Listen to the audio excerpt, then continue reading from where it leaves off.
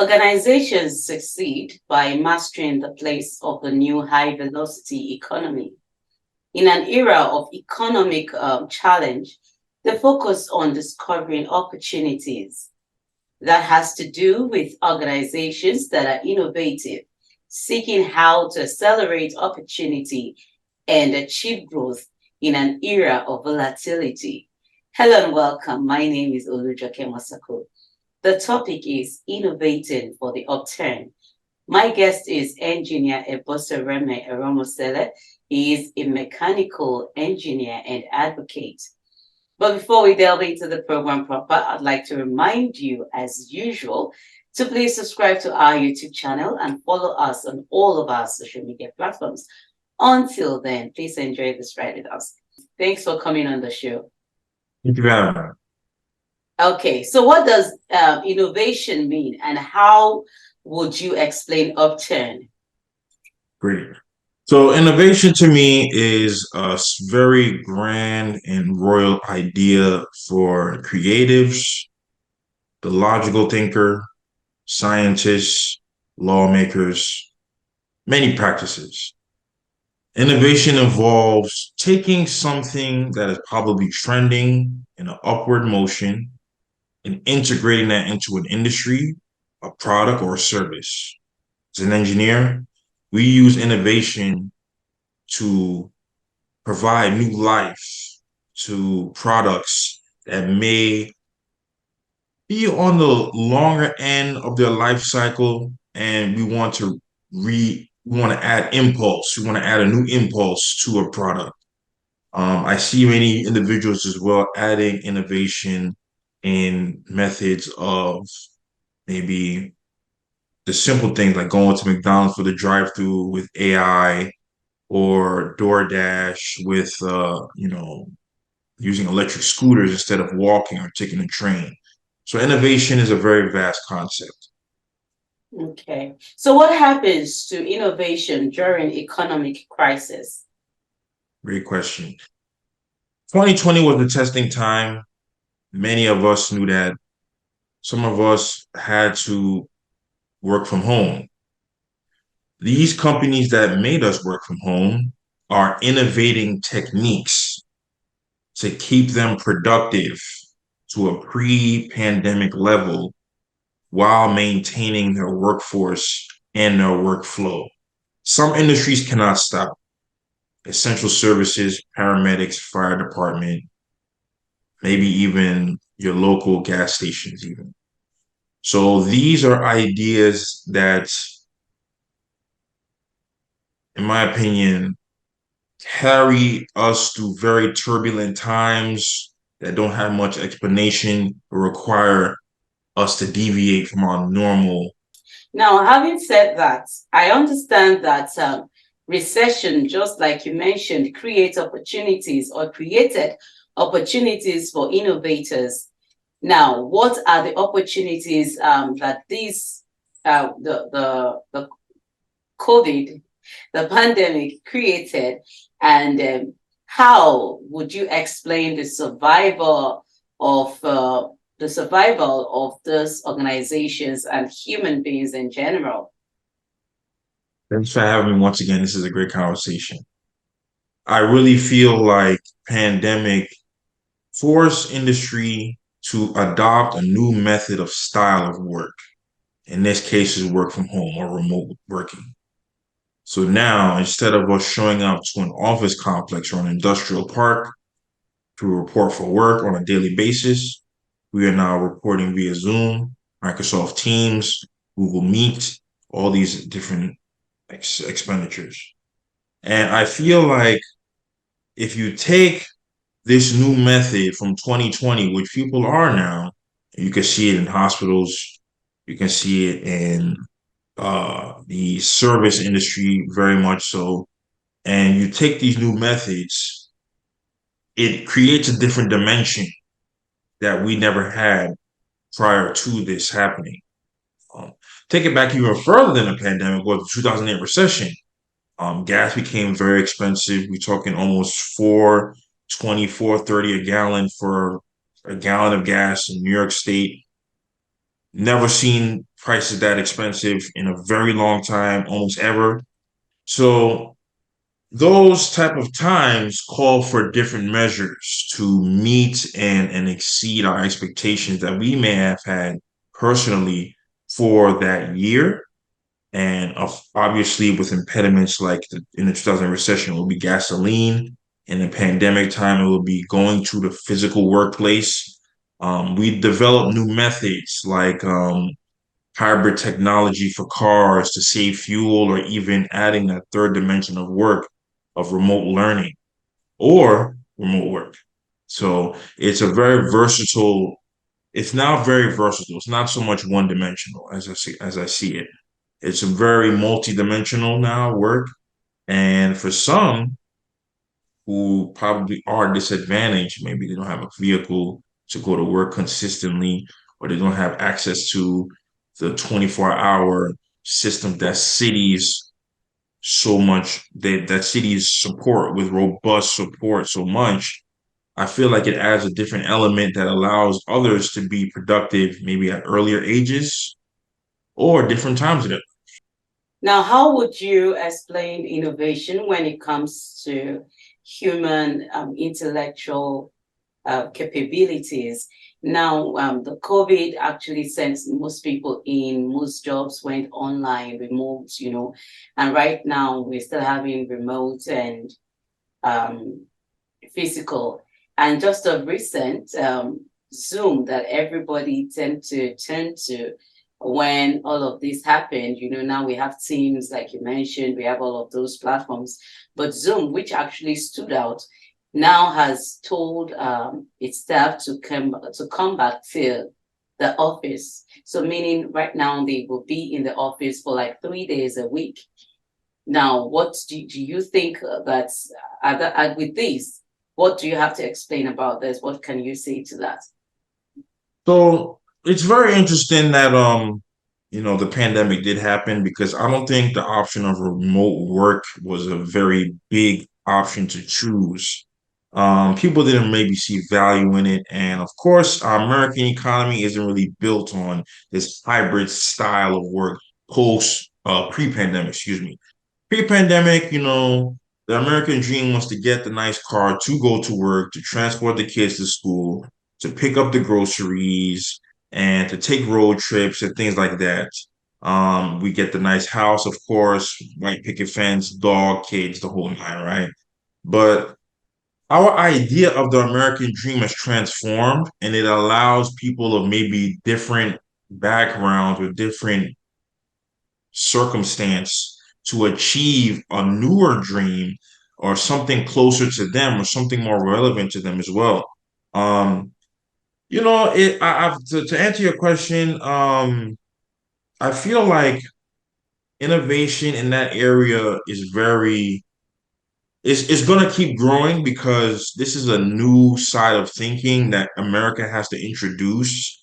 And I feel like once this becomes a new norm for people, you might even see your senator, legislature, your assembly board, you'll be able to have these town meetings in ways that connect people from various backgrounds, as opposed to, I guess, the older, more traditional, more set in place people who are there now. Just opinion.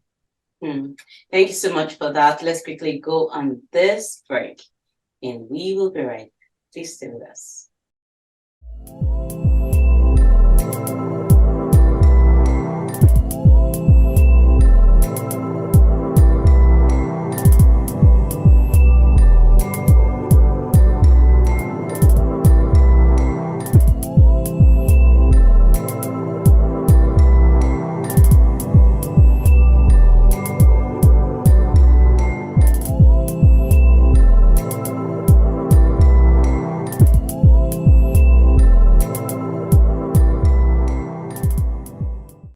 Welcome back. If you're just joining us, the program is Let's Talk on DNTWOK, and I've been speaking with Engineer Eboseremen Eromosele. He is a mechanical engineer and advocate, and the topic has been innovating for the upturn. Thank you so much, engineer, for standing by. It's nice having you once. Likewise, thank you for having me once again. Appreciate it. Now, how do we keep innovation relevant in difficult times? What are those things that should or can be done? Absolutely. So we look at current events. Innovation revolves around what's currently happening and how we react to what's happening. Um, Biggest example right now is the Russia-Ukraine.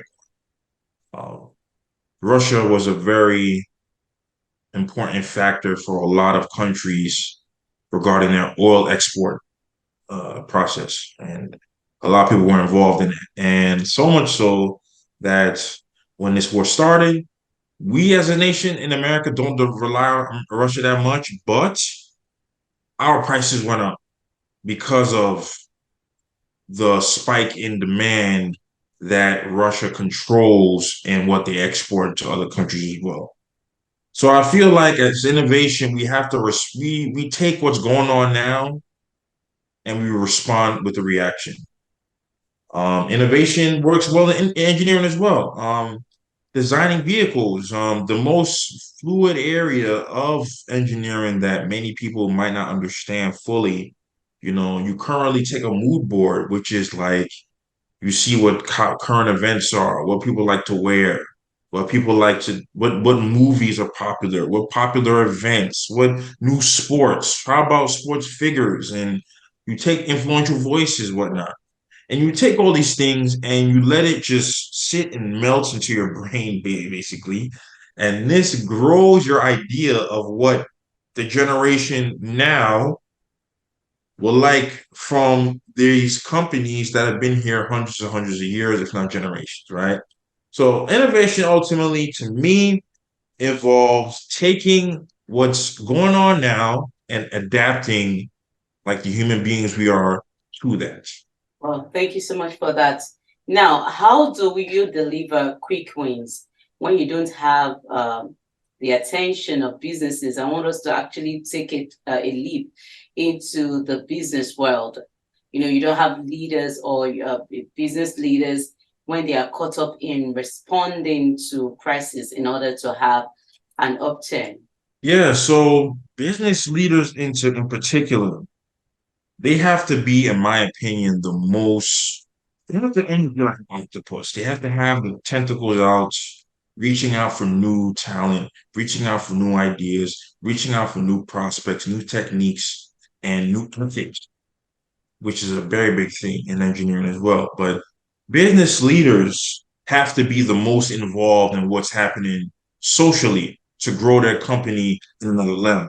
One day I will get the opportunity to man a company and show that with social direction and new influence and all these beautiful ideas that's currently going on in the time when I'm around, we will we implement these techniques into our work to make life easier, to make it more accessible, and to make things more efficient. Because at the end of the day, as engineers, we like efficiency. There's a term, redundancy, meaning something that is done over and over again, and you notice it. We like to eliminate redundant methods, and sometimes it involves being innovative, which means doing your research, going through the research process, going through the development process or R&D, looking through different techniques that we're following. Look at our ethics, look at our rules and conditions, and making sure that we're on path with the times that we are representing in or the time that we are serving in. And more than likely, you will have a blossoming company or a blossoming YouTube channel if you understand your audience and you're willing to move with your audience while being unique as well. So all these things come together, and as businesses, for them to survive generations, this is what's necessary in my opinion. Thank you for that. Now, looking at the world as it is right now, we are in 2023. And I know that things, the way they were in 2022, is not what is applicable now. And we know that as the year, year in, year out, we encounter different things, new things. Let's quickly take a cue. let's drop by at the AI, the artificial intelligence spot.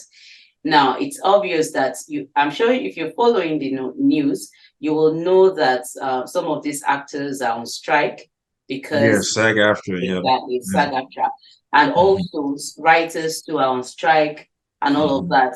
I guess they're beginning to introduce AI into all of this.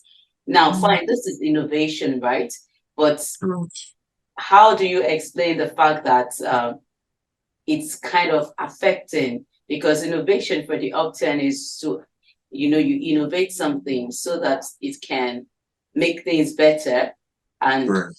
yes, and change the atmosphere, of which AI is doing because it's making things easier.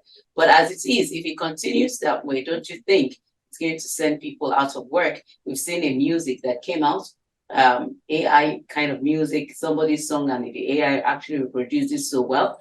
There's also saying that you could actually write in partnership with chat app chat GPT, that's also AI. These Yeah, things big are problem. all out there. Now let's hear you on this point. Are you Mhm. seeing this as innovating for the upturn or innovating for the downturn? Correct. Yeah. AI, we have to think back a couple generations. Let's think back to when I was noticing things around the 90s and early 2000s. When you look at a vehicle now that we drive now, in this year, or in this generation at least, you have access to things like Android Auto, Apple CarPlay, Google Maps. You have access to navigation. You can access satellite radio. But let's take it back to 2000. The major avenues that we had for entertainment in the car: FM, AM, CD, tape. A lot more analog compared to now, correct? Now, when we look at these times back then, people were very uncomfortable with the idea of a radio that can pair with your phone, that can see what you're doing on your phone and can mirror it in on your radio, because they felt like people were tracking you, and these things do happen. Those are things people work on too. But I'm not denying it doesn't happen. But what I am saying is that there is some sort of, I understand that right now there is some sort of cannibalization of the actor, or cannibalization of a service worker or a writer or a student when you introduce these technologies like chat GPT, like AI produced music and AI produced movies. I understand that you're kind of cannibalizing the actor who built the industry anyway, right? I understand that 100%. But many people felt that the credit card was something that they just would never catch on, because they don't believe in the idea of paying something and paying at the end of the month. They trying to pay right then and there. Now we look at 2023, it's been integrated in almost everything we do. We have innovative technologies to introduce the credit card and make it understandable for people. So ultimately, to your point, innovation comes in where we introduce AI to make a human's job easier. In this case, I just seen the Mission Impossible movie last week, and there was a jump that Tom Cruise did that looks like he jumped off of a mountain, very dangerous mountain, but AI created the image to make it look that way, right? When in fact, he jumped off of a ramp that was clear enough for him, and he still did it by himself, right? AI made it look like he was jumping off of a mountain though, with like moss and tundra and all these weird things going on.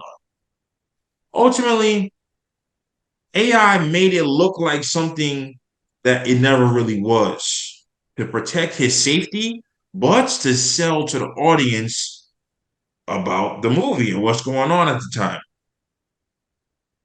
I feel like we shouldn't let a few bad apples discourage us from moving forward and introducing this technology.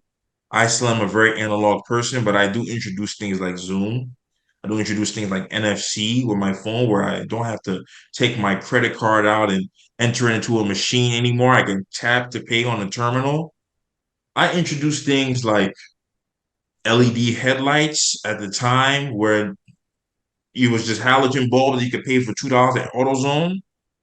I introduced things like smart TVs. So instead of having 2 or 3 boxes and 2 or 3 companies with my information, all I have to do is log in my personal email to the TV, and I have access to all the services that I will pay for that they will give me physical boxes in my house for as well. It's about introducing and integrating it at a level and a speed that we're comfortable with, as opposed to following the trend. You see, that's really what's important. And many people kind of get lost in translation when it comes to innovating for these times because they feel like they got to keep up with people. And I understand that. As businesses, you might feel that pressure. And I totally understand that sentiment. But on a personal, one by one, individual level, we definitely need to introduce technology at our own pace, understand it, implement it, and grow with that as people. You see, we don't want to let it take up a slack of our work and we do less. We want to learn more skills, right? If you went to school for engineering and you developed a technology that makes engineering easy for, let's say, the manufacturer, and now you have a technology that's out there, you're not going to stop at just the bachelor. You're going to go for the master's, possibly, to learn management or data science to understand that machine on a higher level because it is your responsibility at this point, right?